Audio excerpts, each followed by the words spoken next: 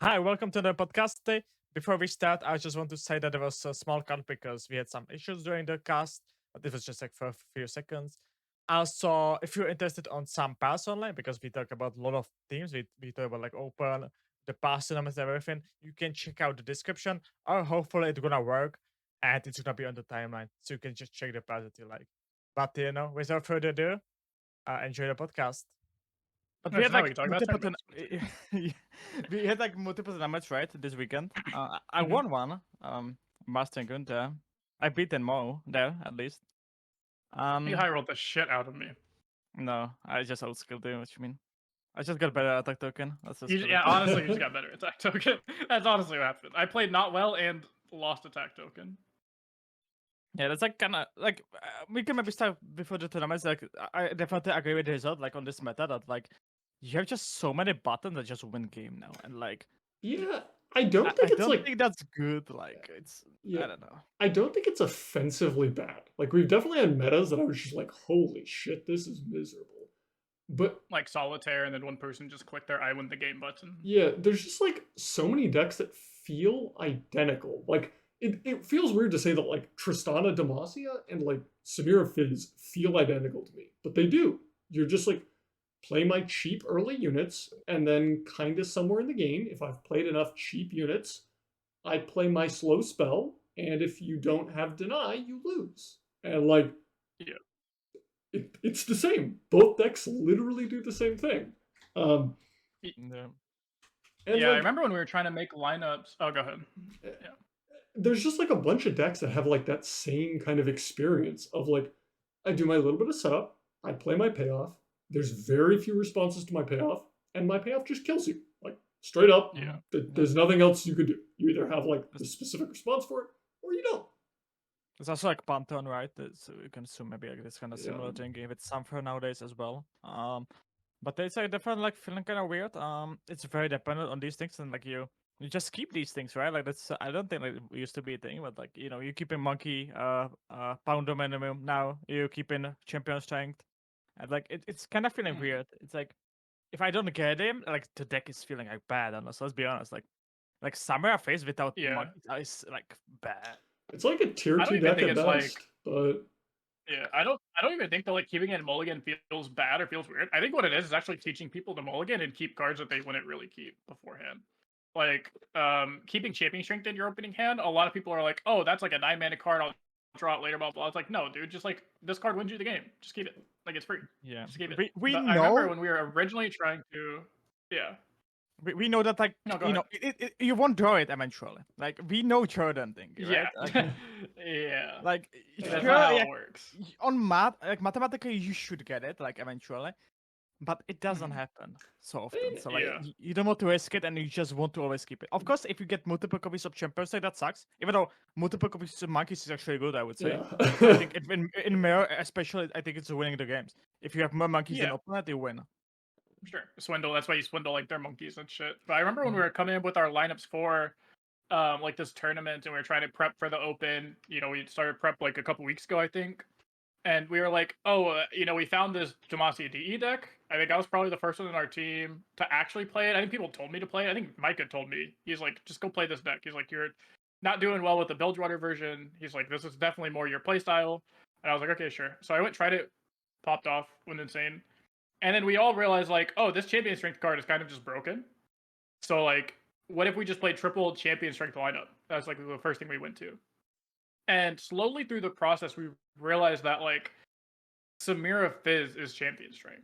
Yeah. And that's when I think we started realizing that this meta has a lot of champion strengths, which just equals cards that win you the game if like condition was met. Like if condition was met and you drew them on X turn, like you won the game. And we're like, Yeah. holy shit, this meta is like very Not great. interesting. Yeah, champion strength I Yeah. think is the closest we've ever seen. So I occasionally give people this like thought experiment because I think it's actually an interesting thought experiment. And it is if I printed 13 mana slow, you win the game. Is that card balanced? So I definitely can't put it in Freljord. They've got too good ramp.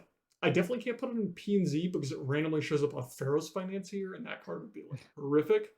But like if you put it in a bad control region where you like, I don't know, put it in Shurima, maybe put it in like Demacia.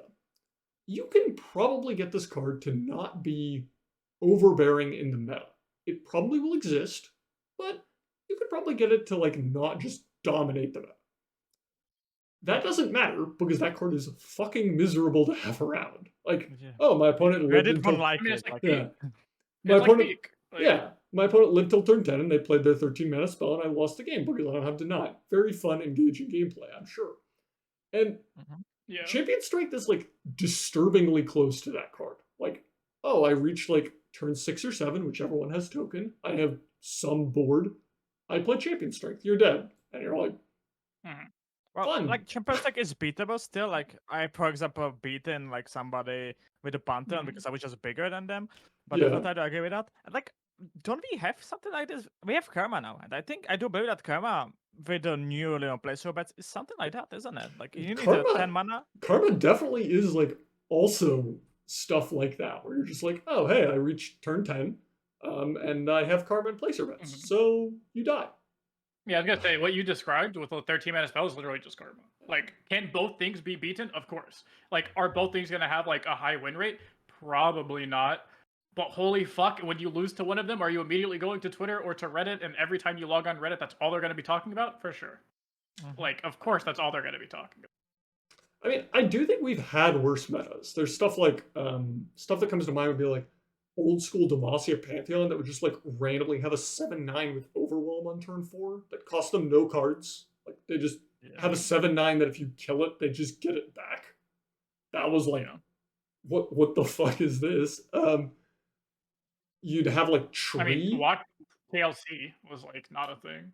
TLC was probably by far one of the most hated. TLC was pretty bad. Aziralia, right? That was TLC Rise, Aziralia, yeah. Nasus, right? I think we've definitely that had like meta was by far like, well, that meta was holy shit, man. Luckily, the triangle of the 3 best decks like beat each other. If there was for some reason those 3 didn't beat each other, I think that would have been by far the worst meta in like the history of LOR, hands down, without a doubt. Yeah, but it like, just so happened that like Aziralia beat TLC and then TLC beat Nasus and like Nasus beat Aziralia. It was such a game, so like, and then like I guess there was like as Draven, I would say, like most people would say you that could play as Draven. Yeah, it was playable into the decks, and it was you playable. got railed by like TLC, but like you could ban TLC and play into the other two and be fine. I don't know. I feel like we've had metas where like the best deck was far more miserable than any of the decks right now. But like we haven't had this thing where it's just like, okay, the best deck, not super fun. Second best deck, also not super fun. And it just keeps going like that. Like you go down like 7 decks in terms of like power ranking, and you're still finding decks that you're like, well, I don't love it. And you're like, when is there something I'm excited about? Yeah, and that kind of brings us into the next topic of like, why is it that? Why do you go down 7 decks and they're all like the same? It's because they are. They are all the same. Like it's Tristana pile 1, 2, and 3. Then it's Samira pile 4, 5, and 6. It's just like they are the same. Like these decks are so strong that there's just so many different flavors. There are 2 champions that I think are like overtly strong right now, and it's Tristana and it's Samira, and every other champion is like not even close. There are some tier 2 champions that I wouldn't say are close, but like there's this clear chunk of champions that is like close. Nora, Alawi. Echo, I guess. Echo, yeah. Like, there's this chunk of champions that's like kind of close to those top 2, but like those top 2 are just like way fucking beyond the pale in terms of how good they are. It's like surfing vein meta now, isn't it? Like when I would actually say that like comparison is perfect, where it's like you have 2 champions that are just like, what the fuck is this shit? And then you have like some stuff that's probably playable, but like it ain't on that level. So. Yeah, I think it's. I mean, the good news is in tournaments you can only bring 1 of each, so like that's cool. I think the frustrating thing is it's hard to bring a lineup or decks that beat every flavor, because like we talked about this in our prep. Is like, oh, we want to beat Tristana. Okay, that's the goal. Beat Tristana because Tristana is very popular. Okay, so we play like I don't know the actual tables. We'll say like Nasus. We'll say like, oh, Nasus like destroys Tristana DE, right? So it's like, okay, well we can do that, but then Nasus like loses to Tristana Noxus. Yeah. Or it loses to like Tristana Bilgewater. And you're like, oh, that's annoying. Okay, well let's play deck number 2. It's like, well, deck number 2 destroys the Bilgewater version, and it just gets clapped by Champion Strength on turn 6. And it's just like, there's no way to beat every variant, which is also super frustrating. Because like Samira is like this. The Samira variants are all insanely powerful, but their tables are so different. Like Samira Fizz tables and Samira Varus tables are like so fucking far apart in some areas that it's not even funny. It's so saying like, oh, I'll ban Samira or I'll beat Samira is like not really a thing you can say, because the Samira decks are not all the same. The other thing that's randomly frustrating is these like kind of reasonable like third decks where you look at them and you're like, okay, this deck like looks pretty good. It has like some playable matchups. It's not the worst third deck. Randomly overlaps on regions with good decks where you're sitting here and you're like, I want to play Swain Alawi because I think that deck's good. Dude, can't play it with Samira Fizz. How many times have I put a lineup in chat in our team Discord, and I was like, guys, I broke the meta. I was like, I broke the meta. It's this lineup right here, and it's immediately filled with like a Jordan and Shadox being like, Mo, you're an idiot. Yeah, the other one that like comes up all the time. These together. Yeah, the other one that comes up all the time is allowing Nora, where like you want to play allowing Nora, well you can't play Nar Tristana, and then there's like randomly Nars that are in like a bunch of decks because there's no good champions and everyone wants Nar. Yeah, because in like Nora and Nar, we were like, oh, well, let's just play like Nora and Nar is like really good right now. And it's like, well, then you can't play Tristana and Nar, and you're like stuck into the DE, and then nothing the DE deck wants to play against is what the Nora deck wants to play against. So it's like you're just like so screwed in there too. It is so. Oh, on the one hand, like really fucking frustrating. On the other hand, really cool. Yeah, I don't think I've ever been more frustrated with trying to find a third deck. Like normally third deck is like the problem because you're sitting and you're like, okay, I have unlimited mediocre options. I've got like no good options, but I have a buffet of mediocre options. And I think I legitimately said that I'm just like, everything sucks. Like I can find a great deck 1, I can find a great deck 2, and then deck 3 is not just mediocre, it's just bad. And I'm like, I don't want to play this. It's because you're comparing every deck to the best decks, and people are like, well, lower your standards. Like, no, man. Like, I want to play the best decks. Like, I want all 3 of my decks to be tier 0. You know, like, I'm not going to lower my standards and just accept that I play a bad deck. Like, will I accept to play a bad deck? Yes, but that's because they all suck. It's not because, like, I'm lowering my standard. It's because there was just literally no better option. But it's frustrating that none of them line up. Yeah. Is the tournament meta just going to be, like, a slap fight between both players' bad third deck? Yeah. You know what other meta this was like? Was I don't remember the exact meta, but it was like Lee Sin meta. It was like Lee Sin something, and then it was just like everyone brought this. I think it was like Darkness, maybe. I don't know. It was like everyone brought these 2 decks, and then it literally just came down to like what your third deck was. And it's like, do you bring the third deck that's good into like random shit? Do you bring the third deck that's good into that deck, or it's like what part of the triangle and third decks are you in? Yeah, and that's like all that mattered. I definitely agree. Like the combination of Tristan and Samara are gonna be so popular. We're gonna see it every time. But I said like we cannot prepare for it because it can be Jinx Samara. It can be Samara Bantam. Like when I was making my Master and Counter Open lineup, I played Kaiser like as the last deck, right? Like because like I just found out that maybe I could into like things like Face Samara is good into Tristan and like yeah, it's fine. I wasn't happy, but it's like not happy with it, but it did fine. And I feel like that's what a lot of decks are going to be. Like, Nasus is not a bad deck. Like, Nasus is a bad deck. But it's not, like, so atrocious you can't play it. Because it does beat, like any mid-range deck, right? But then it's, like, you're going to lose to any Karma deck. And then, like, you still have to ban the, like, good Samira decks. It's like, there's just, like, no answer. The only third deck that I think is, like, a little different is, like, it feels like every third deck, literally all of them, are just dead lost to Karma Set. Like, you're just absolutely railed by the deck. However, Karma Set is dog water. Dog water into the 2 good decks. Where, like, if you play Karma into either the Samira deck or the Tristana deck, you are just so fucked. But, like, it probably beats the third deck. Yeah, well, that's the thing, too, is, like, you have to hope it beats the third deck, right? Because what if their third deck is fucking Aatrox? And you're just like, well, I just lose. And it's just like, well, I don't know. Some random deck, like, okay, well, I just lose. I don't know what to do. Mo's a robot. Are we losing Mo? Mo's a bit of a robot right now. Oh, we did lose Mo. All right. Man, this meta is frustrating. Anyways. Yeah, it's frustrating. But I said, like, just to add on, I kind of enjoy this meta because I found with this time just like my data, like, I just found out and like I have so much fun with it as well. Like I Just don't mind the fish samurai as well, or like the samurai pantheon. I think they're very fun to play. But the last deck is kind of weird, of course. But Tristan Birch is so fun, and like I like it so much. I like Tristana Bilge. I'm pretty happy with that, but I know we don't agree on some things on the deck though, but I'm gonna be it's fun. honest. I have just like been messing around this entire season, and I have like very little confidence that I'm actually doing things that are right. But it doesn't seem to matter. I just beat people with whatever. So Yeah, I was like winning with Kennen Tristana, which like definitely was not correct. To be very clear. Yeah, I don't know. Like I think it's man, but I meet so many meme decks like that. I don't know. Like it's like people are saying that like it's so hard to climb. Man, every second deck that I queue into is like things like Nora Pirate or something. And I'm like, okay, but every second game is kind of free to win. Like let's be honest on that.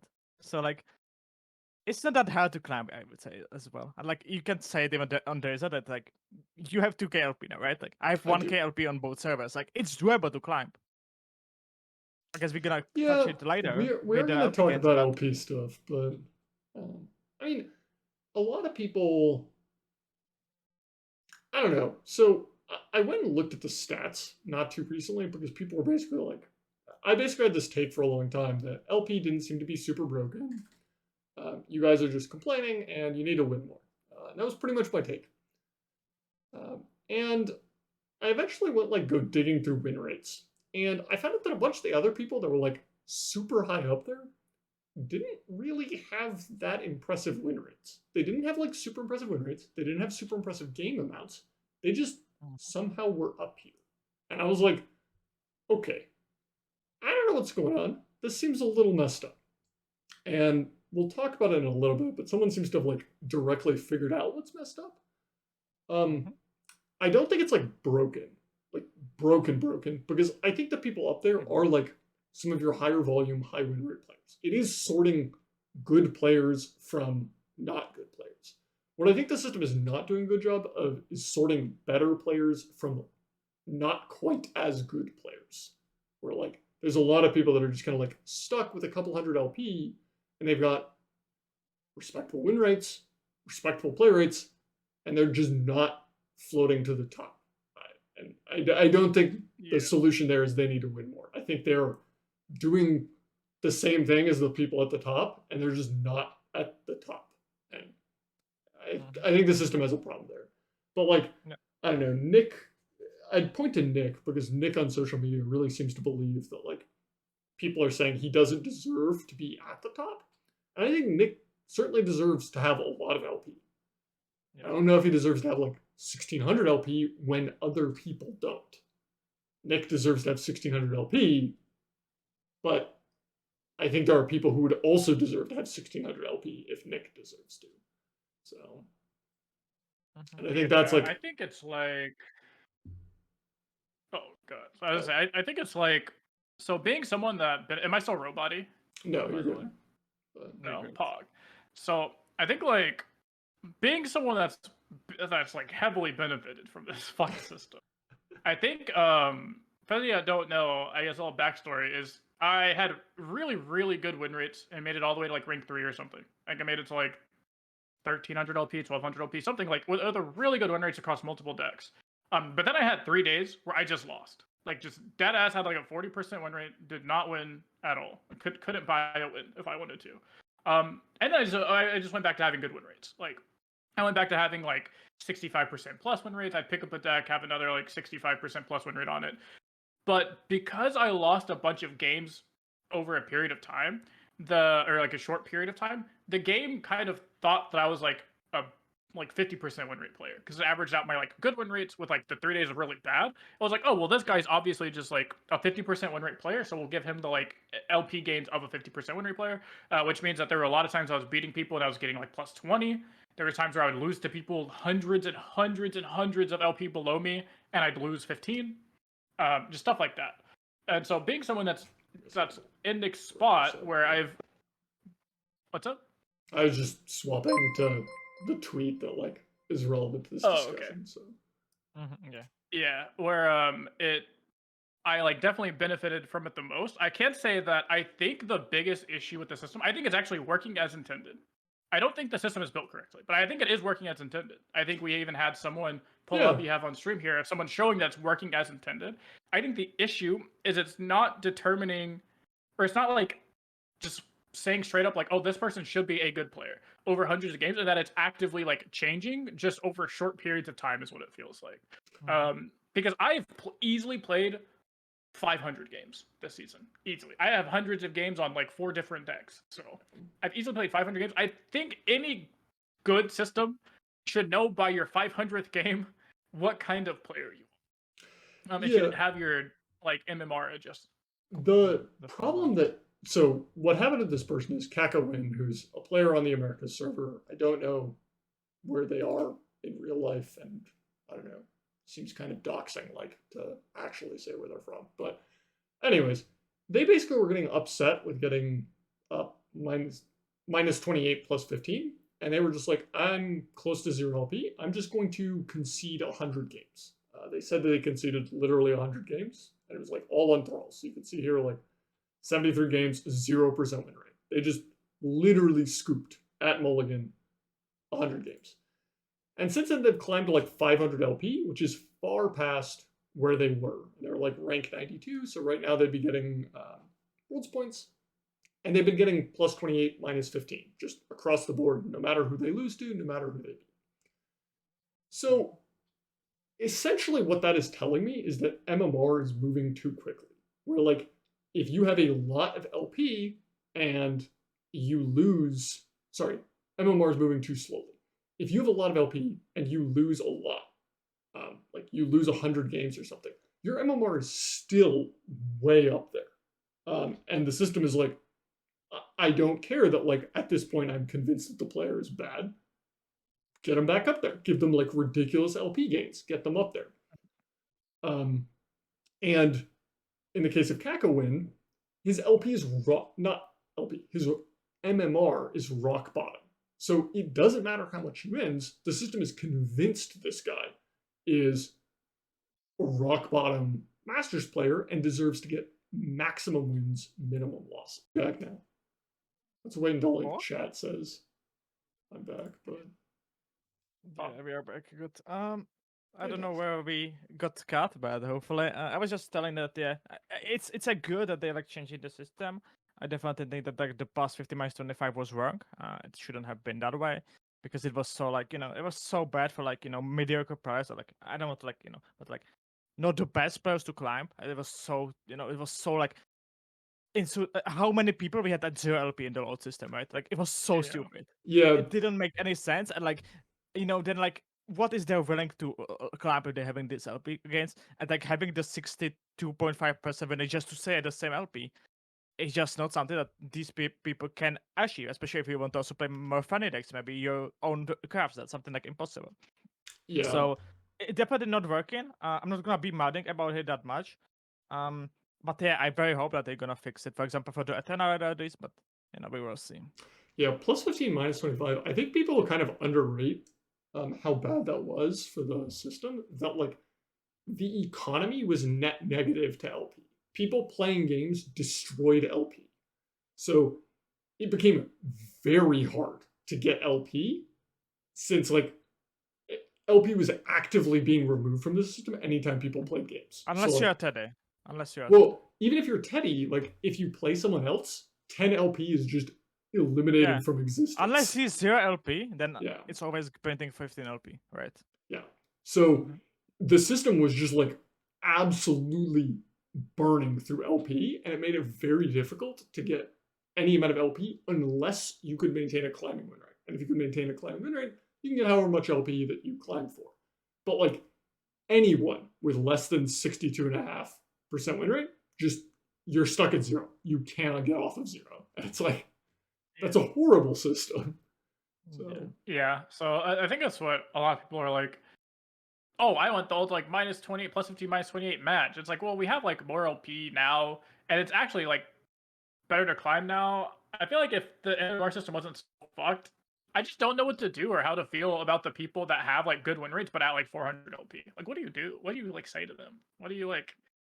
how do you feel? Like these people sitting at like 65%, 70% win rate at just 500, 600 LP. It's like I don't like. Do you just like tell them to go tank 100 games? Is that what we Yeah. do? Like, what do we? Like, is that the actual answer of just like go tank 100 games and then try climbing again? No. I'm But just gonna is go it back to also against giving. DOS though? Like, like I'm gonna isn't go it back. against DOS?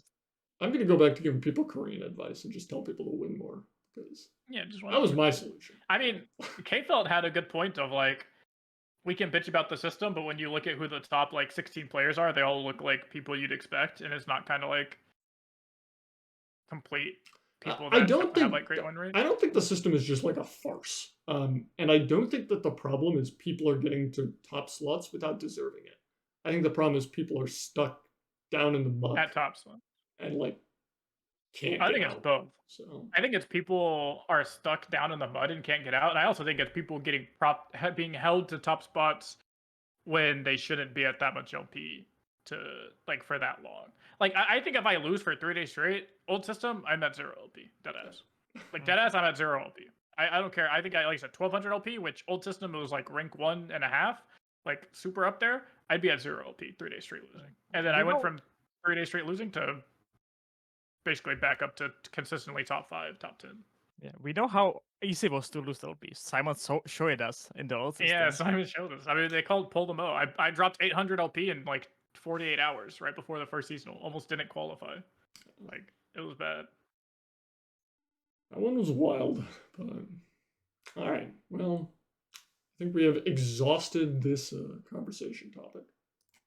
Yeah. So OLS, there were 2 tournaments this weekend. BaJAtak did win the larger one. However, Let's go. we're going to start with OLS. OLS is a little smaller. It had a very particular regional flavor to it. Most of the people playing that I were seeing were from Brazil, which is fine.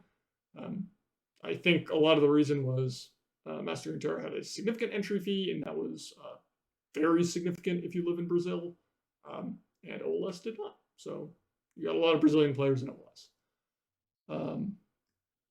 It doesn't look that different than the Mastering Runeterra. They were a little less high in Tristana, but it was also just kind of like a little more well split.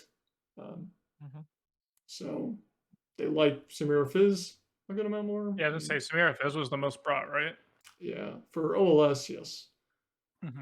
But kind of like the big Tristana overarching was stuff. even number 2. I mean, they split Tristana, but it wasn't actually that much. Okay, I see.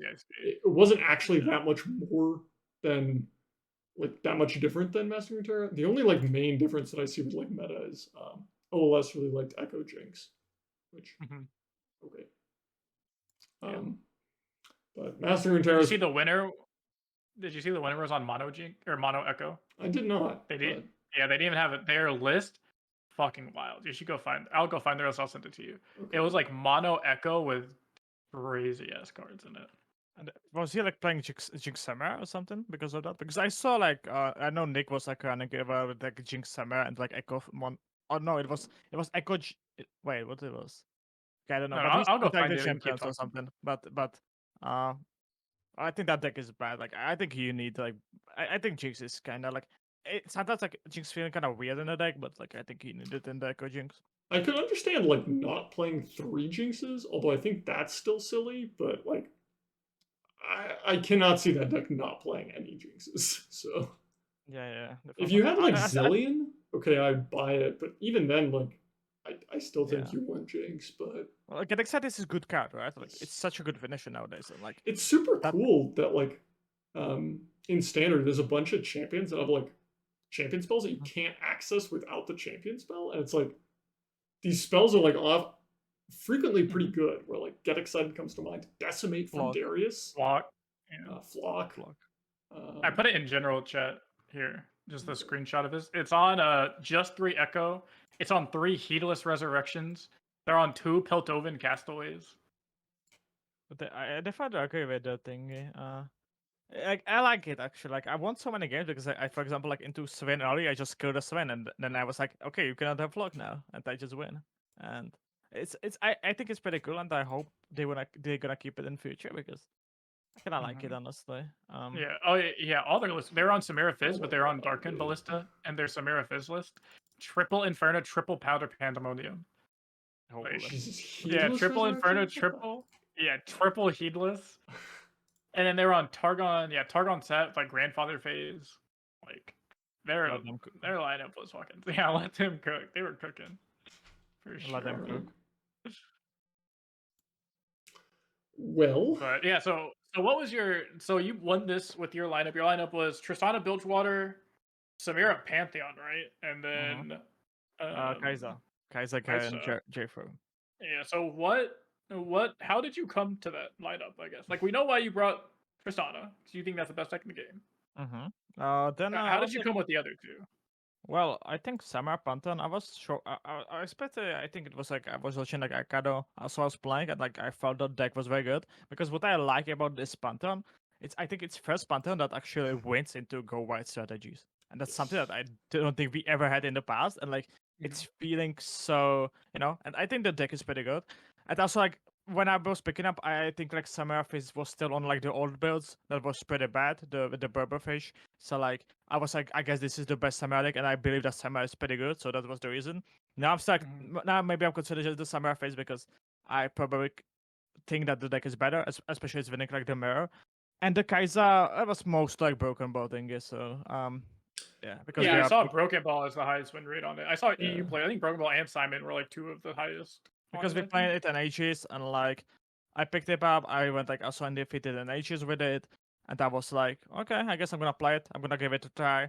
I don't know if I consider it still, but I might definitely like I'm considering it, but I don't know if I'm gonna bring it. I guess that's the best way. yeah. Like After your the deck has tournament, a lot of flaws, but it's doing this powerful thing. And like we are kind of in low removal yeah. meta that like you can just pick Kai'Sa and just win the game so often. So Yeah, after your tournament win, it started like showing up on ladder quite a bit more, and the deck has not looked great to me, but it's looked like in this just kind of pile of like third deck experience, where like if you're playing a Tristan or a Samir deck and you hit a third deck, like they just don't look great. But like in context, like these decks are probably much more reasonable since like you can't play three Tristana or Samira decks. So, Right. yeah, definitely. Like Yeah, I that's think it's doing run into the Tristana though. It's winning against Tristana decks. It's not bad into Samurai Face. So like then I could have also like left one of the decks open and was like, okay, I'm have a game into it, right? And that was the thing. yeah, I think we're gonna see ourselves. So we can go like kind of to the next topic if you want, which is still this topic of like what is a good lineup for like this weekend, because we talked about what your lineup was for last weekend, and you said like for this weekend going into you'd probably be on Samir Fizz. So I think a giant kind of mutual agreement within the community, especially the top players, is you have to bring a Tristana deck and you have to bring a Samira deck. So then you can start asking like what flavors of what do you bring? I think someone that breaks the meta, I think the meta breakers will be anyone that can figure out how to bring a Samira deck, a Tristana deck, and then their third deck is actually a Samira deck or a Tristana deck. Kind of like what RPG did with the Varus Samira, how they brought like Leona like Noxus, but with no Samira, and they brought Samira Varus. If you could find something like that, I think that's like actually good and not cope, like not like mono Jinx instead of Jinx Samira, like something that's actually a good deck without the Samira or without the Tristana, then you have like a humongous advantage. Yeah, Definitely. the problem is like so the Tristana decks, like you could just not play Tristana, but like they're much worse without Tristana. Tristana matters a shit ton for those decks. Yeah, like you win the game because of Tristan mostly, And then especially. all of the good Samira decks, like it used to be that like you had like a Samira Leona that was like I could take or leave Samira, but now like the good Samira decks, like they want Samira. It's not they're not indifferent to that champion anymore. They are like dead set on having Samira. Like Samira Pantheon cares about Samira. Samira Fizz cares. Like every single one is like very interested in Samira. I think Samira Jinx is probably the closest one to not caring about Samira, but like that deck is already just not good. Like that deck, you need to have Jinx on 4 or 5, or the deck is horrible. And then so now you go from like needing Jinx on 4 or 5 and maybe having Samira like stall or bail you out with the challenger and board control So like not having that as an option either, the deck's just like atrocious. So that's what Yeah. Samira does in that deck that people don't see. Is they're like, oh well, she's not really an aggro card. It's like no, but your deck doesn't function without Jinx, and Samira stalls long enough for you to draw into Jinx. And that's what she does. And so when you lose that, you're just like, I'm gonna have Jinx on 5 by every game or concede. Yeah. I mean, What's if I was the gonna target? guess, I guess go on. if I was gonna guess on like a Samira deck that could exist without Samira, it'd be like Pantheon. You can probably play Demacia Pantheon. I'm I not. saw Vayne Pantheon and stuff, yeah. Yeah, I'm not super interested in this, but like you probably can do it. I think the closest is actually probably Varus Samira, but you play like the Varus Auction deck or something. You play like Varus Pantheon, Varus Auction. You play like some Sure. like bad cultist deck I or hate something. action. I'm the biggest action hater. Oh I yeah, think. I think Auction. I think it's not a card. I think the card is fake now. I with think no action is Solver. such a bad. I like I saw multiple people playing like the action Kaiser. That was like the second Kaiser that was popping off. I tried it and I was like, man, like this is just like champion strength deck. Like I think it's just elites are better than this. Like like then I played Yes. action every time and I was like, So I got landmark that I never level up. My champion I cannot buff it because I don't have any spells anymore. So I'm actually doing anything with him. I And just, he's like, not for giving me also keyboard, right? And that was also the funny thing. It's like Samira is like, Mom, I want to play Samira, and we have Samira at home, and it's just Auction with Ruthless Predator, whatever it's called. That's like, there you go. That's your Samira at home. Auction's depressing now. I don't know. The like rotation, so I don't think the devs deserve to get clowned on for some of these takes because they were like, okay, we're gonna leave Auction so people have a build around in Shurima. But like he ain't doing that because like he just sucks. Yeah. And, And like like- Shapestone, Absorber, these Yeah. things you so much need like nowadays. The other one that I would point to where they had that take was they were like, okay, we're gonna leave Nami in standard so that like we support Spellslinger. It's like this doesn't support Spellslinger. Nami sucks. Or You just don't play her. Like Yeah. Any Spellslinger deck, you just like don't play Nami and you're happy. yeah, like it's depressing, and it's like I think the like goal was good. You were sitting here being like, we want to support this. We're gonna leave it in standard, but it's like it wasn't effective. So don't know what to tell you. But it's hard to build these things. I don't know. I think that most of the summer jinx is just ladder deck, honestly. I don't think it's like tournament deck. It's just like so, like yeah, it can just like get banned if it's like bad for the people or something. As well, like it's like undoable to. Yeah, I don't think like there's the aggro strategy that good anymore as well. It's like so weird as well. It's like it's just Draven Jinx. Let's be honest. Like let's play summer now. But it's worse. It's Draven Jinx worse because you don't have big overwhelm guy. Like you don't have the big overwhelm guy. You don't have 0 mana axes. You don't have like an actual threat on 3 anymore. Like it's just so you don't have the card that stops your champion from dying. Like people I think severely underrated survival skills. Yeah, like I put 2 survival skills on every deck even after people stopped taking it out, and I was like, no, this card's like nuts. Like you don't have that anymore. Like the deck just is not there. Like I'm not exaggerating when I say if you don't have Jinx on 4 or 5, like the deck is horrible, and it is. It's because like if you don't nut out with like vision, double discard and stuff like that, then you're just playing like this whatever rinky dinky play cheap units deck, and it's just bad because you know what half of the meta is right now. Oh, I'm gonna play my rinky dinky cheap unit cards. But the difference is by the time turn 5 comes around, I have actual cards, and you don't, unless you have exactly Jinx. I don't know. Like I don't know if this is like entirely to blame like rotation's fault, but it definitely feels pretty frustrating when like they took away a bunch of options and then like they also just gave us 2 just like ridiculous options. There's Tristana and Samira, and then like you go to the bargain bin at your local Walmart. Like, I'll have a Lally. Like.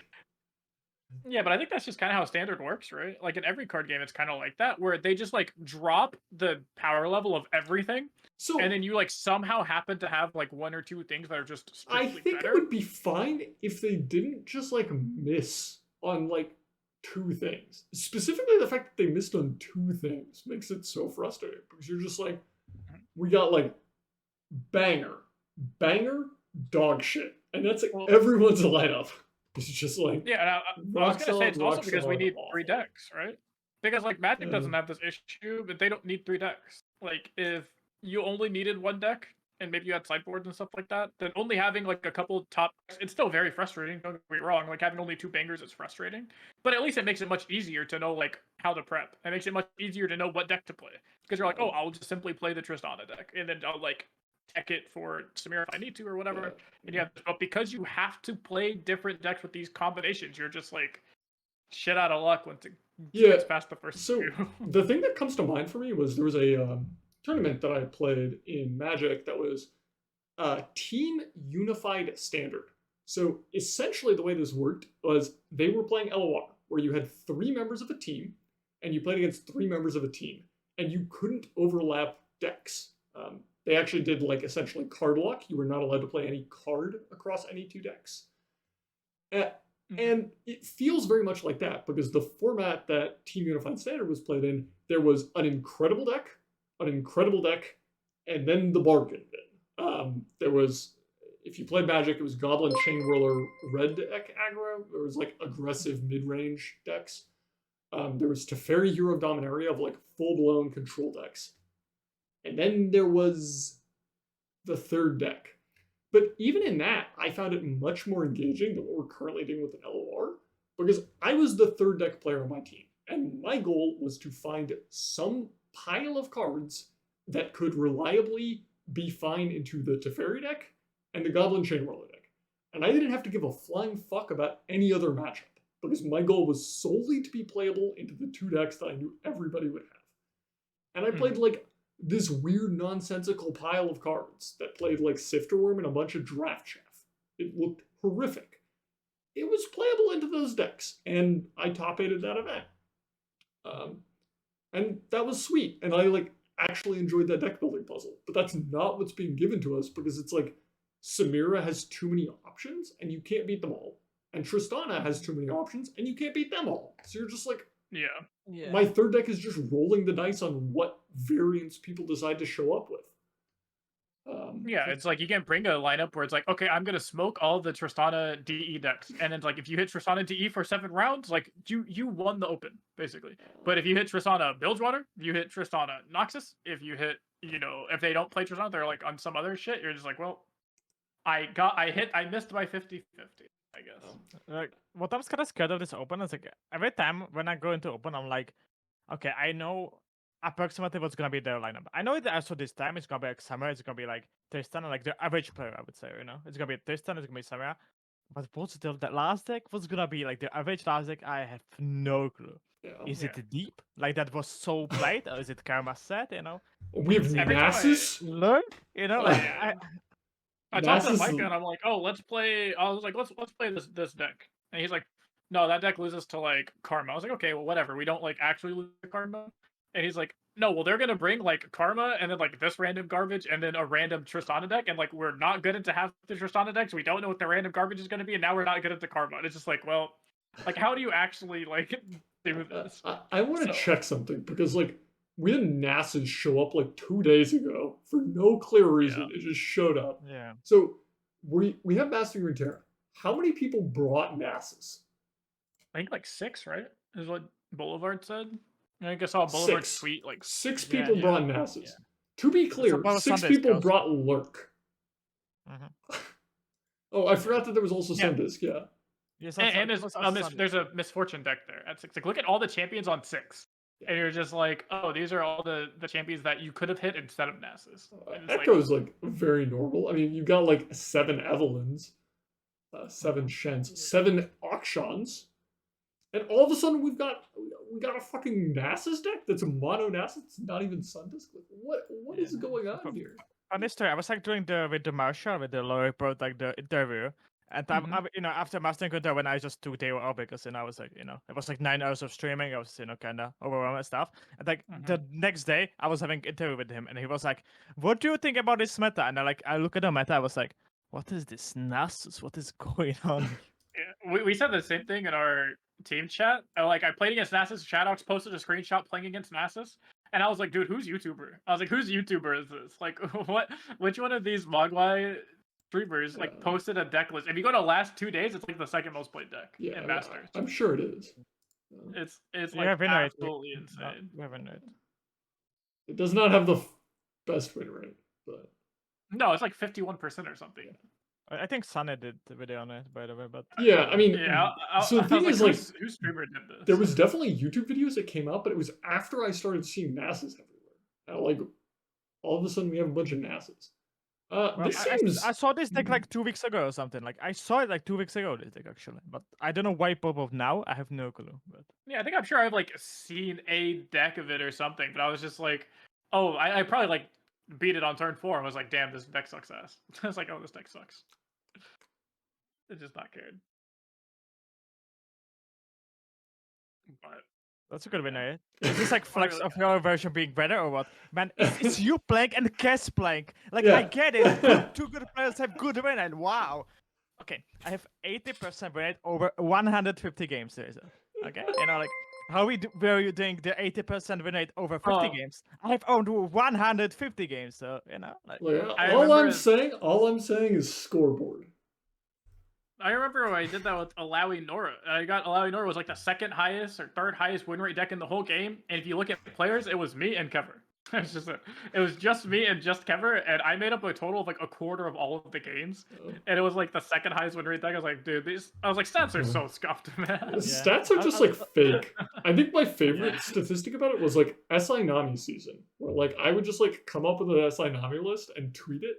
Literally, if I tweeted a list, a deck code, if you went and looked at the stats for that deck code, it would drop 10% in the next 24 hours. Like it would just go from a 60% win rate deck list to a 50% win rate deck list. yeah. And it was just like, oh, I could just like tweet deck codes into win rate. Cool. Yeah, you did it like this time, like you tweeted about it, like that all versions are yours, right? That's I haven't tweeted this BaJAtak.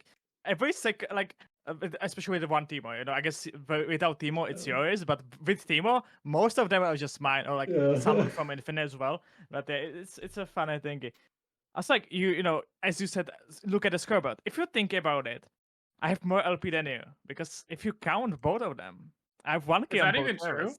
How much do you have on both of them? Like to combine? I have 1k 60 LP on NA and 1k 100 on EU. So.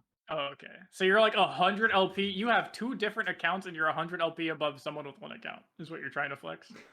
Yes. You're 100 LP above somebody who's played on 1 account with multiple accounts of your own. All I'm gonna say is I'm gonna go top 10 worlds points, and you are currently not locked for top 10 worlds points. So. Okay, shut up. Dude, okay, let's talk about worlds points here, because we got the open coming up here. All right. How likely do you guys guess that 2 points matters, or 3 points matters, when you're wanting to be one of the 3 people to qualify in the season? How likely is it that a 2 or 3 point difference matters between like the third person and the fourth person? So I think it will definitely matter for some people. Like the people on the cusp, I think it'll definitely matter. The thing is, like, you're not super likely to be on the cusp. So like, in all likelihood, most people are wasting their time, and like they're either locked or not locked, and ladder placement doesn't matter. But the person who got 4th, I bet the person who got 4th, if they had a better ladder finish, they would have qualified. So it's gonna happen to somebody, especially also at the end of the year. I gonna bet that somebody's not gonna make it because of 1 point at the end of the year, and he's gonna be so mad, and like we're gonna ask him, okay, what about this ladder season? Oh, I was top 25, not top 10. Yeah. And I think you if you definitely got that 1 point, you know, like I think you're definitely correct that it is unlikely for it to matter for a person, but it is exceedingly likely that someone will care about it. And so like the reason that it likely won't matter is not that ladder placement doesn't matter. It's that you're unlikely to be the borderline person, which is like true. There's not a whole lot of borderline people, but I had the if you same end up thing in with that, like with the trophies, for example, whereas the tiebreaker of trophies is the like second tiebreaker after percentage win rate, and like people were asking me, why are you grinding? You have 2 free wins, and I was like, well, it can matter, you know. I'm gonna take these odds. I'm gonna play the Runeterra Rumble for multiple times because I want to have the insurance that I'm gonna make it if this happens, you know. Yep. Yeah, I think if I had to guess how the points work out, I would think that if you don't have a good day 2 run in the World's Qualifier Open, your chances of qualifying for that season go down like 70%. I don't think people Like are going to 80%. qualify without This like day season without twoing and winning, having a decent run. Yeah, I I think don't even think it's day 2. I think it's like top 8. I think if you don't top 8, you're like anyone that top 8's the World Qualifier Open is like so it has such a head start on literally everybody else Yeah. that it's like those guys all they have to do is just not shit the bed in the last open, or in this case the last 2 opens, and you're like fairly close to being locked. honestly, I think because we have one bonus open this season, you need to top 4 actually. I think you need top 4 at least. Otherwise, you're not making it. This Yeah. like Or I mean just the 3 people, right? The 3 people. It's like oh the yeah. points gonna matter in like at the season, but because we have the bonus open, then like it's gonna be like really like yeah, you need like to win or something.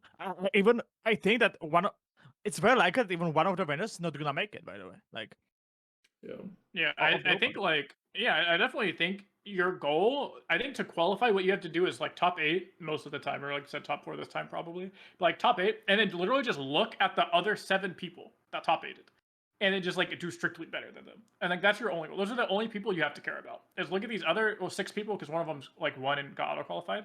So look at these other 6 people, and just do strictly better than them for the rest of the like that last season, and just hope that like you get there.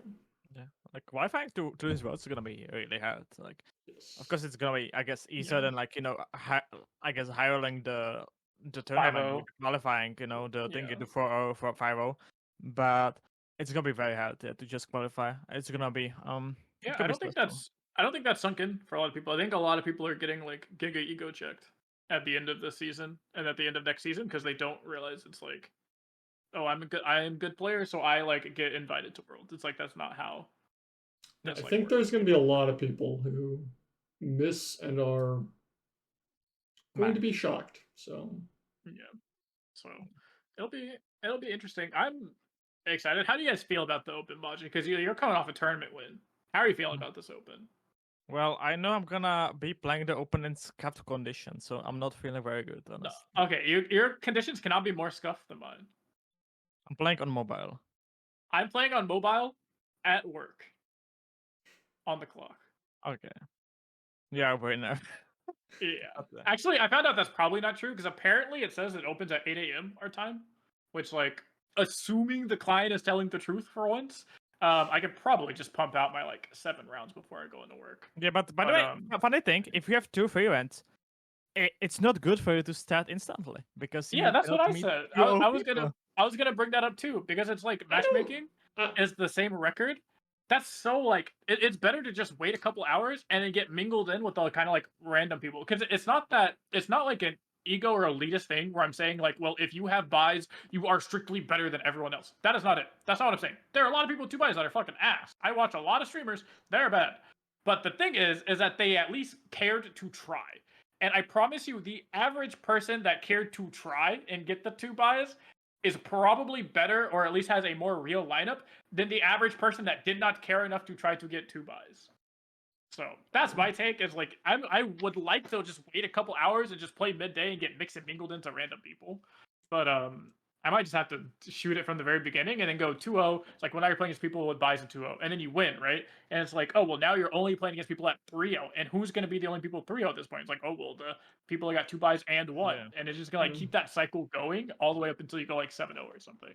Yes, start later definitely. Like if you don't have to, of course, but that's definitely my advice if somebody wants to, do well because yeah, on paper you just speak it first, so right. But What do you think, Micah? I feel pretty good.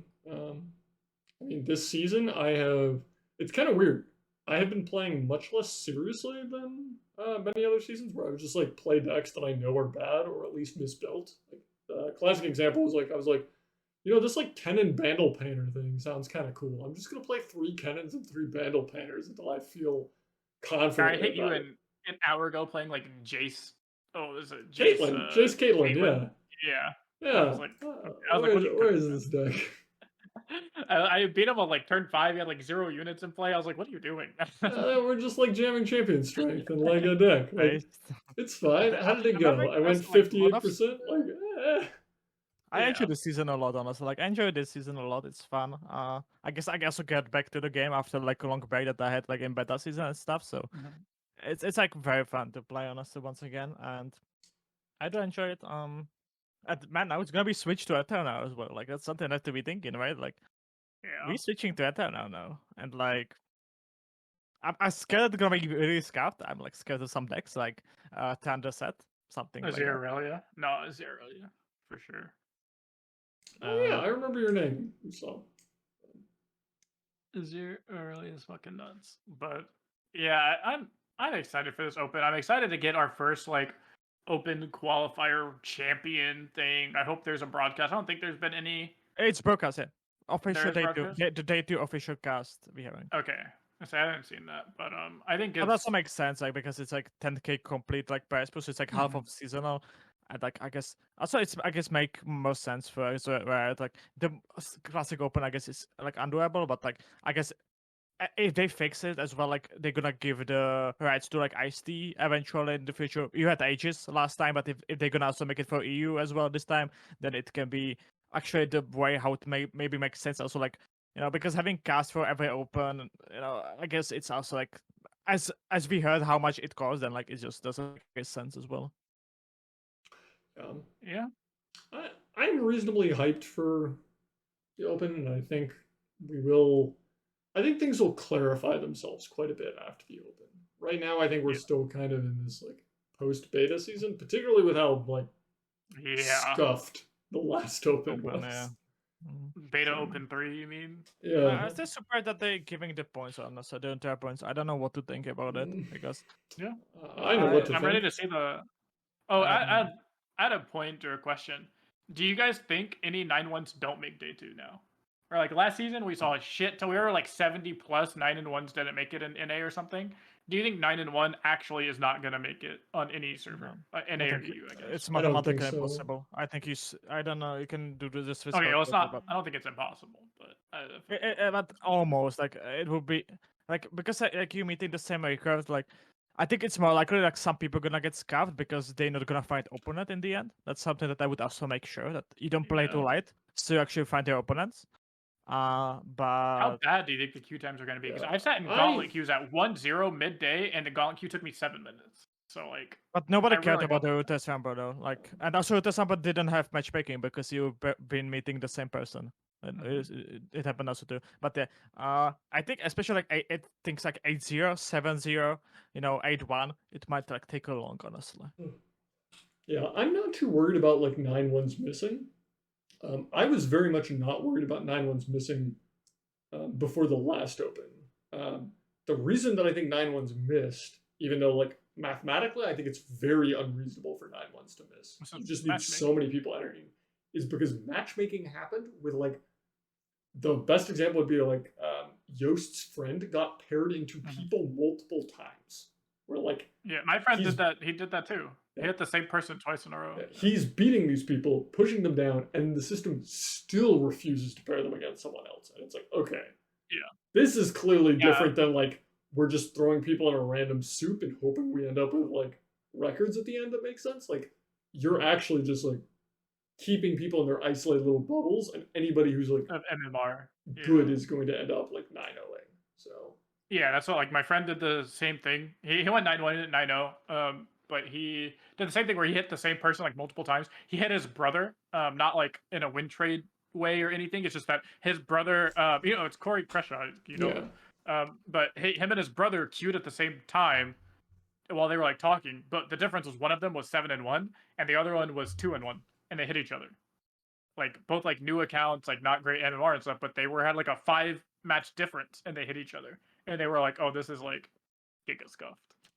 So I think a lot of people were like trying to do a silver lining of like, well, 9-1s didn't make it because the open had so many people that played that Riot wasn't expecting, and it's like probably, but like, they probably had a lot more people that Riot wasn't expecting, but that's not probably why 9-1s missed. 9-1s missed because you had a ridiculous number of people go 9-1 that like probably should not have gone 9-1. Also, this time we're gonna have more free events though. Take that into account as well, because like we had one at most last time, and now I don't would think say that's yes. I don't think that's going to be a 7-0. huge impact because like the way buys work is that if you have one buy you count as 2 people, and if you have 2 buys you count as 4 people, kind of, not quite. You count as a little bit less than that, and so it's like I don't think buys are going to like drastically inflate the number of effective players in the event. Yeah, but if there's gonna be the matchmaking, then like it makes sense then. But I would be scared that we don't know if we, by the way, gonna have open deck lists. What I assume we will not. I think. And Well, no, I Probably think they not. said we're supposed. I think they said we're supposed to, right? but we don't have any confirmation. Do you They Oh, buy said it's that, supposed to. Mo? I buy that they said we're supposed to. Sure. We supposed to, Dude, yeah. I have Sure. probably have the lowest standards as an LPP member. Like, I don't know if I'm allowed to say this, but I by far have the lowest standards of Riot when it comes to competitive play from like definitely anyone in this call, and like by far on Twitter. Riot says something like, "We will send out punishments like for this blah blah blah." I was like, "Yeah, ain't shit gonna happen." I was like, "They'll get their like points taken away. They'll get their money taken away. Like, no one cares, man. Like, maybe they don't get to play in the World Qualifier Open, but like, is anything actually gonna happen to these guys? Like, so like, I felt that way for a long time. So when they say things like, "Well, we plan to have it done," it's like, "Well, is it done?" It's like, "We plan to have it done." I'm like, "Okay, well, then it's not done." It's just strict. If you cannot say the words "it is done" or "it is ready," I'm going to assume it is not done and is not going to be ready. Honestly, I think it's more likely that we're not gonna have the open deck list based on that Marsha didn't tweet about it, right? Because he was, Yeah. I guess, he was told some things that he can share, and like if open deck list wasn't one of these things, then you know, then it's kind of weird. Because he was told that there's gonna be the official cast. We know it from Marsha, I the see. law report thingy. Oh, But nice. if there's no the open deck list, then I guess we not gonna have it. It's Yeah, gonna I be don't know. fun. I'm gonna play my judgment in my case. That's fine. Yeah, my expectation is to have this one go. This is all I want. I don't even care that much about open decks. I very much care about open deck lists, but I'm not gonna like say it's a failure if it's not open deck list. The goals I want for this open is to simply have the timer be correct or the time be correct on the thing. It tells me right now it's open at 8 a.m. I'm going to wake up at 7 a.m. I'm going to shower. I'm going to eat food. I'm going to be mentally set to play at 8 a.m. And if it's not ready and not open at 8 a.m., I will be malding. I can And tell then if you. it says it closes at 10 p.m., I want to be able to queue up at 9 p.m., finish my game at 9:55, and see that the ladder or see that it is still open and it is still fine. I can tell you the exact litmus test that I'm going to use on whether or not this is a successful open. Roughly 2 hours after the like open is kind of done, either like it's actually done or it's like wound down to the end of it. When I go on Twitter, I want to see people malding about what happened in games. I want to see people be like, this fucker top decked his third Kaisa. I want to see that. Yeah. If I see any other molding, something went wrong. Yeah, if it's anything about the system or the timers, anything that wasn't just personal games, something is severely fucked up. Because if there's anything you can rely on card gamers for, it's to celebrate when they win, and it's for sure to complain about their fucking bad beats. Yeah, I So want to if you're see not some seeing bad beats on Twitter. That's what I want to If see. you're not seeing a flooding of bad beats, then Yeah, I've got bad draws. Like I played perfectly, but Oh, of course, Yeah. of course. You played perfectly. Your opponent top decked the only card in their deck that could have won. yeah. I'm sure it wasn't like one of 17 combat tricks that they're playing that all would have worked, but well, you don't know if they play because it's not gonna be open deck list. Because But it's closed deck list, yeah. That- That's my only expectations is to have a working whatever they put on client to be true. There 8 was some a.m. to 10 p.m. whatever. I want that to be true. I That's all want Invoke to come back specifically so that I can see the like just consistent take of people being like, they invoked into the Great Beyond. Like, what was I supposed to do? And I just like want to ask them like every time. Okay, like Great Beyond, Immortal Fire, Destroyer, Rhino, Scourge, and yeah. Living Legends. Were you beating any of those? Yeah, this is like my favorite is like, oh, they went Living Legends into this other card. It's like, of course. It's like, what if they just found that first card? Yeah, Or like, what if they just found the other overworld unit? Like, what do you? It was what just do you do? phenomenal how people would be like, I'm complaining about like specifically Great Beyond, and I'm like, okay, I believe maybe you could beat like the Destroyer because it doesn't have elusive, but like, are we being real here? Like, could you beat any of these big units? yeah. Yeah, they were like, oh, what was it? I watched something one time. It was like, of course they top decked the. It was like some removal spell, but it was like a small removal spell. It was like Mystic Shot or something. It's like, oh, they drew their 4th Mystic Shot, and I'm like, okay, well they had 4th Mystic Shot, 5th Mystic Shot, 6th Mystic Shot. They had Vengeance, Hex, Obliterator. Like, what are we talking about? They had exactly Mystic Shot. Like, that's not how that works in the slider. To be fair, I think the best thing for generating that was Seraphine, where like you'd see like Seraphine into Inner Beast, and people would be like, "Of course they generate Inner Beast." You're like, "Okay, Transfusion, Sharp Sight, Yeah, Form any Up, buffs. Pale Cascade, maybe Guiding Touch." Like, what? Yeah. How many of these worked here? And it's like, But I need the judgment. I need to somebody to queue into some current deck that makes no sense. And my opponent is gonna full swing into him, and he's gonna spend the mana on the judgment, and he's gonna mod on the Twitter. That's did what you I see want. someone or Simon? Because I want to see Simon have that happen. Yeah, Simon also would be good. Yeah, but actually, Simon modding about this, that would be the best. Simon would be the best. No question in my mind. I don't know. I don't know if EU has this particular problem, but there's like a lot of people on the America server that will just play like random broken shell with Ionia. Where like it's just very consistent. And I can like tell you multiple of their names, but that seems kind of toxic. Anyways, so whenever I see one of these people with like Leona but with Ionia, or right now it's Tristana but with Ionia, I'm just like, oh yeah, this person has 3 syncopation, because of course they do. That's what they've done every time. Like, we have Bulasha and like Hycorex, of course. Like, you know, Bulasha is like the one of the like Wuskukin usually. It's basically in the decks usually. And like Hyco, of course, you know, you see him open attacking on 5 with 8 mana, and you're like, oh, it's Battle Fury, yeah. Yeah, you're like, oh, I wonder what's in their hand. mm. Yeah, and then you see someone on Twitter like, oh, I just lost to syncopation in Tristana or Tristana Ionia, or like Ghost is another one that they always do. Ghost like, is pretty common. Oh, I lost a Ghost in Alawi, and it's just like, man. Like, of course they're playing like 2+ Ghost in this deck. You just have to like get in the mindset of like someone who's like, I want to be clever with my deck building, so I'm going to play the Broken Tristana deck, but I'm going to play a different region. What card would they want to play in Ionia? Syncopation. It's very easy. Yeah. It's like, okay, well, you got everyone always goes, well, they have Deny. It's like, okay, good job. That's one of them. What's the other one?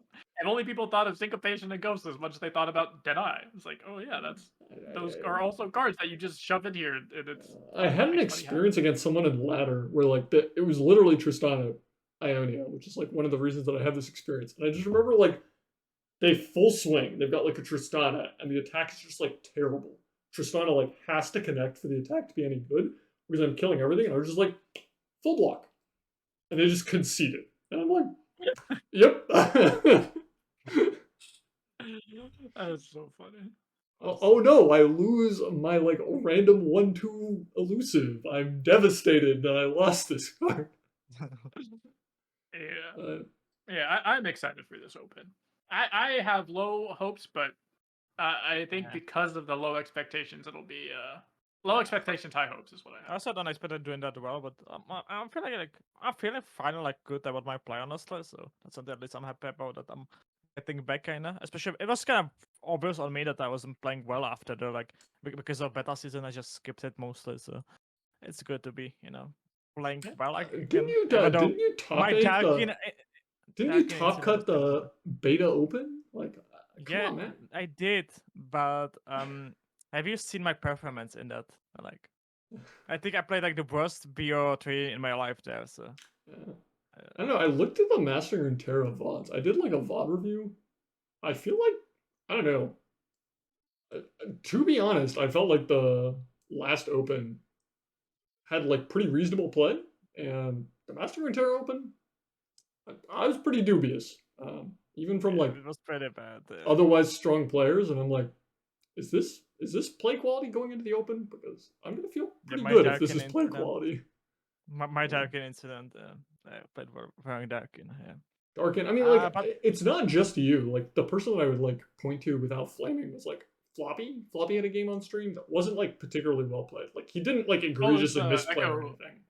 But it's just like Floppy's like probably the best player in Americas. Oh my god, Floppy's in chat. I feel like Floppy is the best player in the Americas. And like I don't know. Yeah, I felt like like Floppy played one of the best in that tournament. It just tournament was pretty low I was quality. I was like sleepy, so it has to be cancelled with me. But of course, I The didn't sun was play. in your eyes But, too.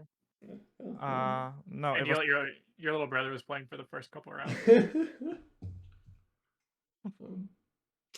it was But yeah, I don't share if an exit. I was just lucky. Exactly. That's every time like I make worse, I'm just lucky. I just didn't lucky play over 3 years. I just didn't play the Master Runeterra Open, so clearly I am 5-head and would have definitely You have made now no two champions. misplays. You won the January one, didn't you? There's that, right? The what? Well, I won an yes. OLS, but No, you won the Master Runeterra Open too. Yeah, so. I've won You a won, like, Master one of their Runeterra first- Open, but not recently. So. Yeah, not But recently. It was a while. January, I think. But yeah, it's just like we have two champions of Master Runeterra Open. When are you gonna win more? Well, the Master. I take my wins for big tournaments. What do you Can mean? we talk briefly about how, like, last meta where we had two wildly broken champions, and then just like nothing else good? I brought Ash Kindred and I got banned 7 out of 9 rounds, and I won the event.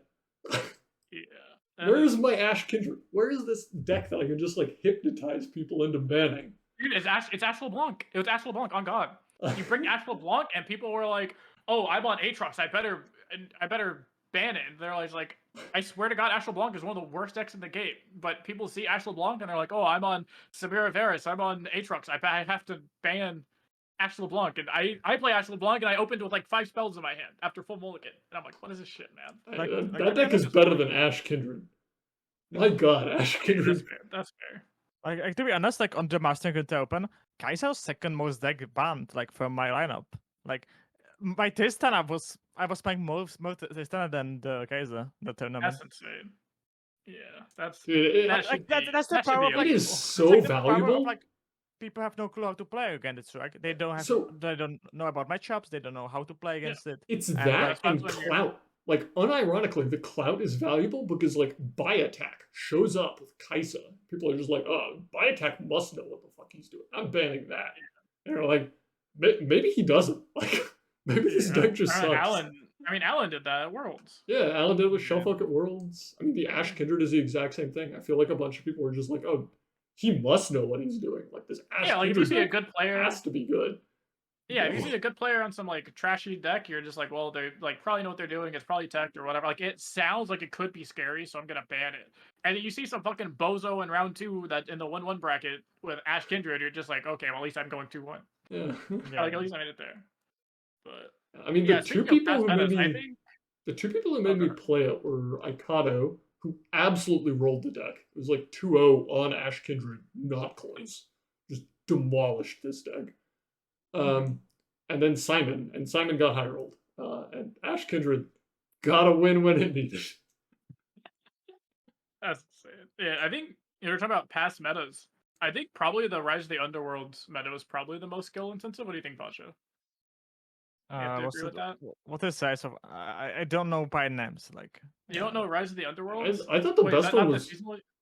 I thought the best one was Worlds Qualifier 2 times. No, I won Beyond the Underworld. What? Oh, who won the Rise of the Before me was Owi. Owi was before me. Oh, never mind. I won Beyond the Underworld. I won the afterwards. Oh, you're a Prodigy. Oh, you won during Sundisk meta. That doesn't count. That's a fake win. What? I did no. That was what? That yes, was Sundays. No, that's the one that Prodigy won. And Prodigy, our finals was Sundisk into Cecilia Zig's No, that wasn't Sundays. That was 2021 still. That was afterwards. Like, that was 16 October. It was like month afterwards. It was still Name. It was Darkness. And it was Big City for me. Oh, I see. I just know our finals were double like Shurima. I know it wasn't like the deck because they were the only 2 people in all of top 32 that brought these like Viego Shurima decks and brought Shurima, and they were the 2 people that made it to the finals. And it was just very bizarre. Yeah, I mean, I felt like pretty much like the end of 2021 to like a good ways into 2022 were like very good skill intensive metas. Like Ari Kennen was like wildly overpowered, but like the deck did have a lot of play and rewarded like if you knew what you're doing, it was a lot better than if you didn't. But like you have to get out of the like nonsense beyond the Bandelwood stuff, where like they drop us like 10 power Scion, broken Nami. Not even That the was broken Simon. Nami that we had later. That was Scion season on that I won. Yeah. Scion, And Nami. I was full on like getting against Scion with the Pink City, with Darkness, and with Nami. That was just against Nami, Scion. Scion, Pink City, Darkness, Poppy decks. Mm-hmm. Can we talk about like the most fucked up deck of all time being Ziggs Poppy? That played two champions that almost couldn't level either. One of them was like almost impossible to level, and the other one like very, very hard. Yeah.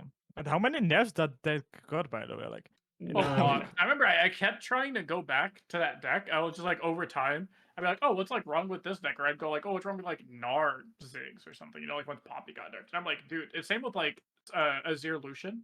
I don't know if you guys ever played that deck, the Sand Scouts deck, but every once in a while I'll be like, oh, what's wrong with like this deck? Like it looks like a good metaphor. Like, oh, Freljord's everywhere, controls everywhere. This deck should be good. And then you go through it and like the deck just ate fucking 11 nerfs or something. Like a quarter of the deck got nerfed. And it's the same thing with Nox. I'm like, oh, like Tenor got nerfed. The 4/5 that gives you a poison dart got nerfed. Tenor, like Poppy got Stone nerfed. Stackers. Stone Stackers got nerfed. What's it called? Poppy. The Grenadier. You've lost Rearguard now, but like, I'm pretty sure the deck ate 9 nerfs. Like almost the entirety of the deck was nerfed. So the draw, the battle draw, the 5 mana. Mayor, because it had like full power Mayor. Yeah. Decimate. Poppy got nerfed twice. Pond went to a 2/1. Well, like, okay, she got like to nerf once and then install like hotfix. So like, you know, like. Yeah, that deck just ate so much shit, man. People were, I mean, the guy that made a poison dart, right? He used to make it on play and then on attack, just made it to just poison on dart, Tenor of Terror, because that deck played Tenor of Terror. So. Well, it's kind of funny to select Tenor again, by the way, like because like I think that, but I think that's like the about the test on a deck that like you're playing mediocre cards, but with like with test on they're kind of good then, especially as well. Like if you play a lot of them, that's the deck able to do the test on powers. You know, they're pretty good, like, together, right? Because you get the, like, group shots activated. You get the skills from Mayo. I love the new Mayo, by the way. I think that's such a cool design. Honestly, I think, like... I think new Mayor is much healthier than old Mayor. Because old Mayor was, like, incredibly silly, but he was super easy to kill.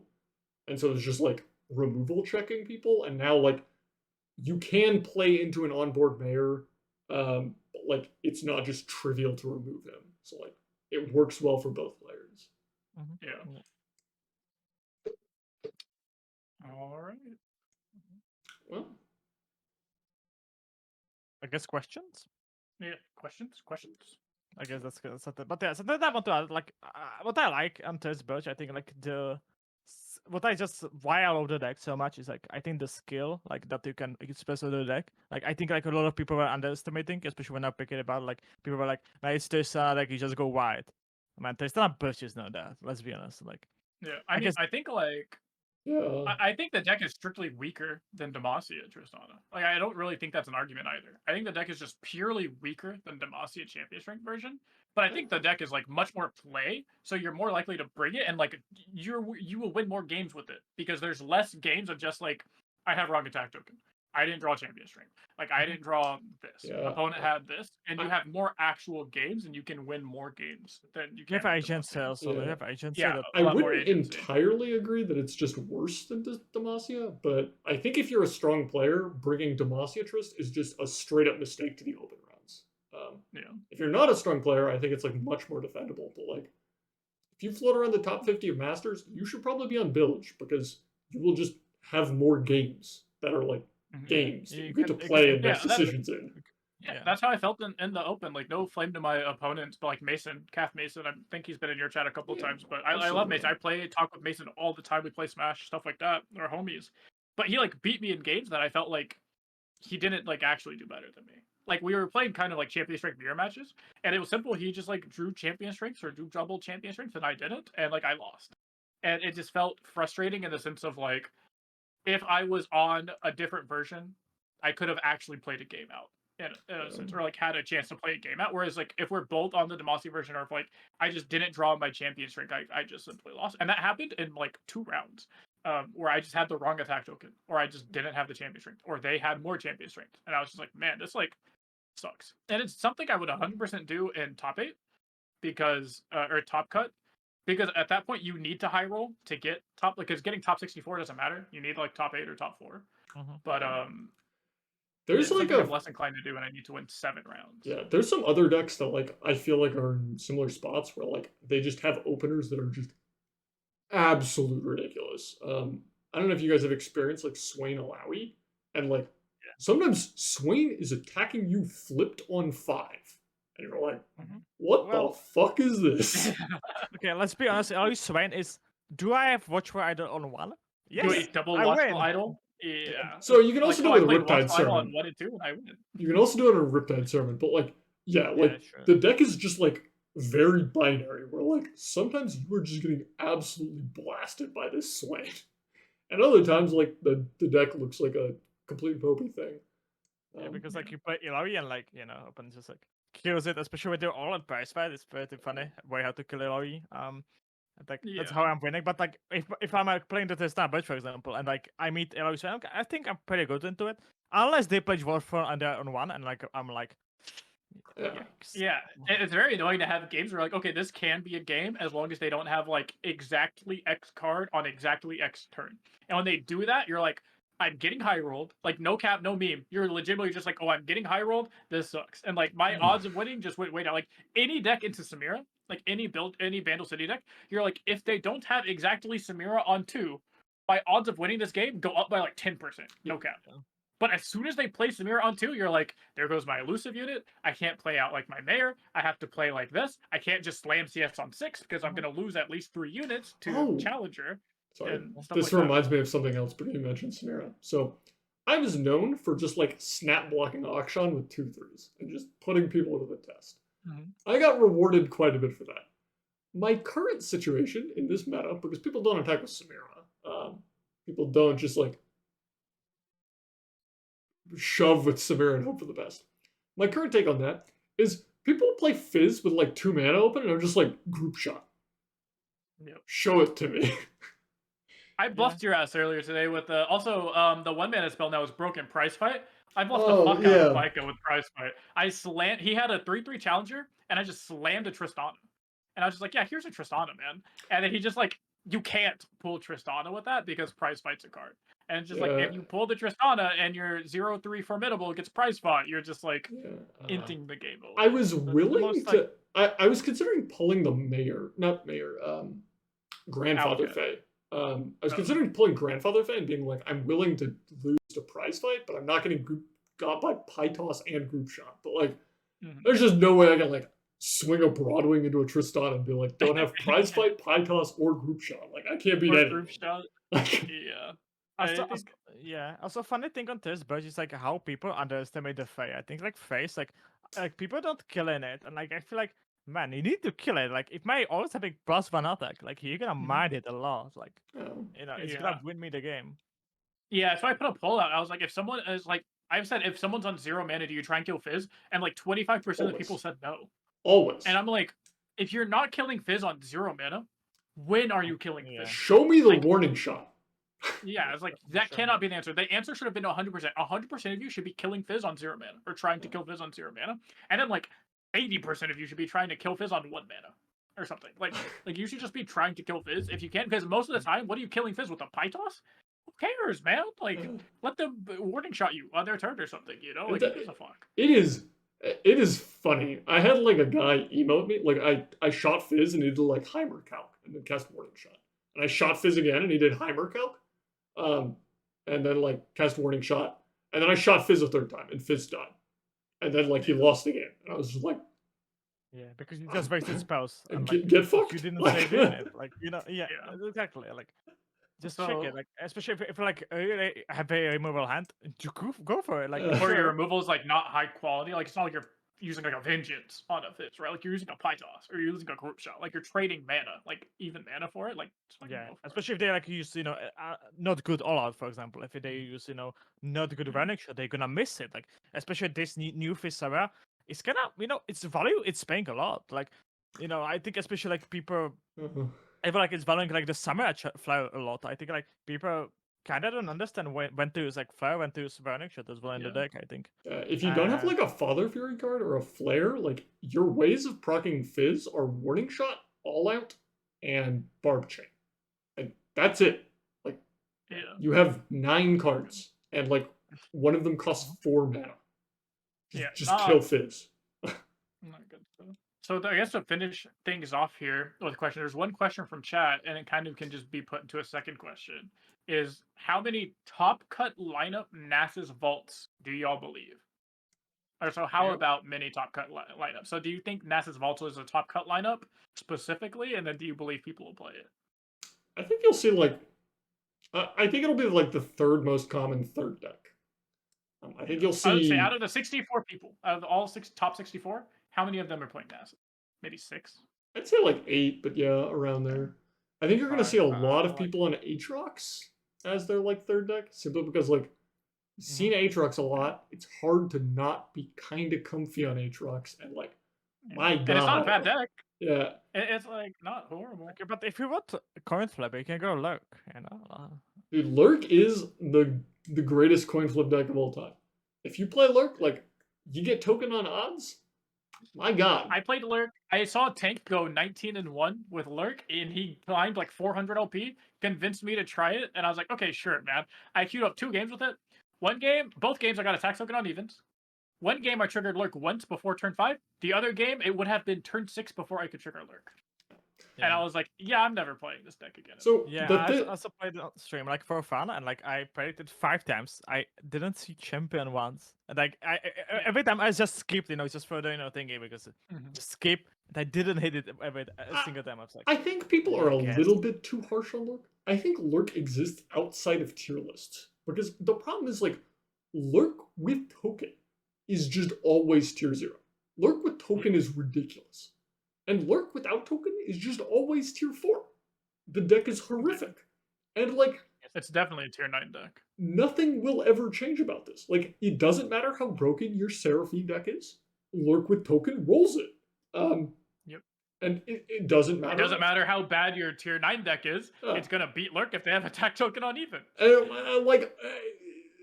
There's nothing else going on with Lurk. And people will be like, I've had people try and sell me on Lurk before. And there's a really funny part about the API where you can see who had token. And it's really funny when people try and like sell you on Lurk and you go look at their token and they're like 70% token on odds. And you're like, no shit, I'd like a Lurk too. Yeah. I remember I tried I played some Nasus a couple games here and there. And I remember showing Jordan. I was like, hey, Jordan, what do you think of Nasus? And then so I sent him a couple of screenshots of my hand. I think I played like 2 games with them or something. In both games, I opened like Clockling Predict on 2, 3 mana, 1/3 on 3, Vaults on 4. Yeah. And he's like, yeah, no shit, man. He's like, of course I'd be on Nasus too if I could have Clockling on 2, 1/3 on 3, Vaults on 4, and then just have a turn 5 Nasus every single game. Yeah. And he's just like, yeah, well, it happens. Something I wonder on you guys, because I think I'm pretty good on it, and I think like a coaching is pretty good deck. What are your thoughts about it? Do you think it's like, because it's also like you can select random deck, how fast you're gonna hit the rally, because if you get instant rally, the deck I guess is tier 0 as well, right? We can agree on that. What are we talking about? Echo Jinx. How do you think the deck is good? Because I don't think that deck's that good. I'm not gonna cap.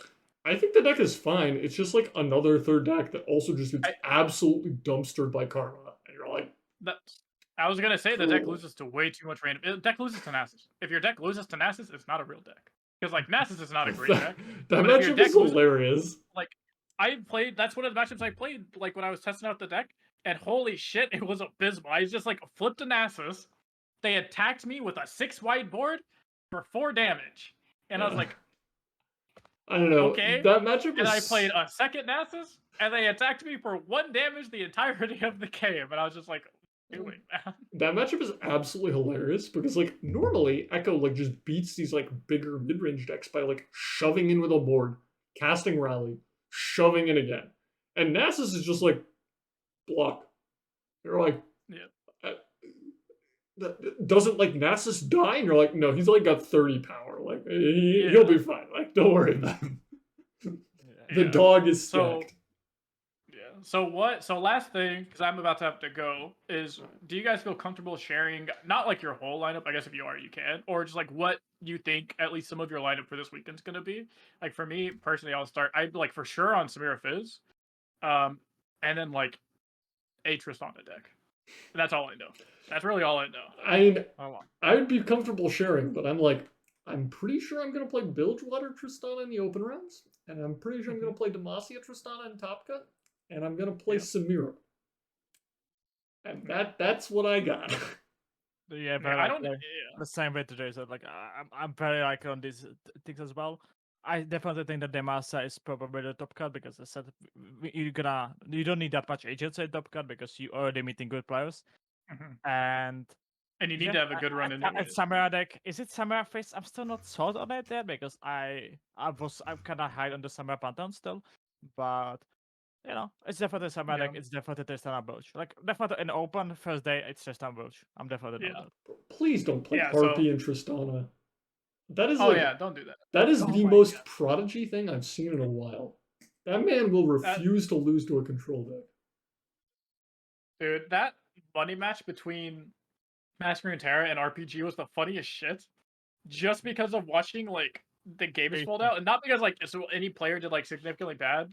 Jason played pretty fucking bad, but the other ones were like, but he won. They were just like Gamer though. Their decks were so he did beat Card Gamer. That was fucking hilarious. But like watching them just draw these cards, and everyone's reaction was like, "Why is there a Harpy on the screen?" And then they just like gassed this Harpy for the entire game, and they ended up like winning him the game. And we're just like, "No, man, like that's not how Harpy works. Like Harpy is just bad. Like don't make it sound good." And then Prodigy's like high rolling the shit, like just absolutely high rolling the shit. Yeah, and it was just still almost lost. Was like. Unbelievably hilarious. It was so fun, but like it's kind of obvious that like the mastering and that didn't take it that seriously, though. The RPG like took it seriously, so yeah. I do think RPG played. So if you think about it, then Jason is the best player in NA. Yeah, you know? I think so. Yeah, he's basically he's the best. He doesn't know how prize fight works, but he's the best NA player. So I saw a tweet that was like, "LOR isn't sexy." And then someone was like, knowing how prize fight works is sexy. And then Jason Farrell was like, now you tell me. Okay. But also, you know, if you think about it, so last big tournament from NA I won, so European guy won. The before was Card Gamer that was beaten by Jason. So I think Jason's nuts. Jason's winning this open. And then probably just Worlds. I don't even know if they'll host Worlds, they'll probably just give it to him. Thinking about it. Yeah, why would you host it even like yeah, I don't know. Just give it to him.